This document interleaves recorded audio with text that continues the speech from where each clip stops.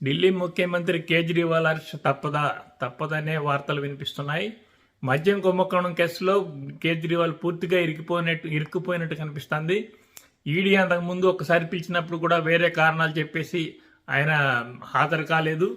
ఒకవేళ ఆయన హాజరయ్యే పక్షంలో ఒకవేళ ఏదైనా శిక్ష అలాంటిది లేకపోతే జైలుకి వెళ్ళే పరిస్థితి వస్తే తన భార్యను ముఖ్యమంత్రిగా చేయాలని ఆయన ఆలోచించారు. అయితే అందుకు పార్టీలో మిగతా వాళ్ళు అయితే అంగీకరించలేదు. ప్రస్తుతం మళ్ళీ 21వ తారీఖు మళ్ళీ ఈడీ ఆయన్ని ప్రశ్నించడానికి రమ్మంది. బహుశా ప్రశ్నించిన తర్వాత ఆయన అరెస్ట్ చేసే అవకాశం ఉందని చెప్పి ప్రచారం జరుగుతుంది. రీసెంట్గా స్మృతి ఇరానీ ఢిల్లీలో ఒక మీటింగ్లో మాట్లాడుతూ తీవ్రమైన అవినీతి ప్రభుత్వం ఇది, తీవ్రంగా దోచుకుంది, ఈ ప్రభుత్వానికి ప్రజలను పరిపాలించే అర్హత లేదని తీవ్రంగా విమర్శలు చేసిన కొన్ని గంటలకే ఈడీ సమన్స్ ఆయనకి రావడం గమనించదగ్గ విషయం. కేజ్రీవాల్ ఇప్పుడు అందుకోసమే తన చుట్టూ కేసులు ఉచ్చు బిగుస్తున్నందుకోసమే ఇండియా కూటమిని యాక్టివేట్ చేయాలని ఆలోచిస్తున్నారు.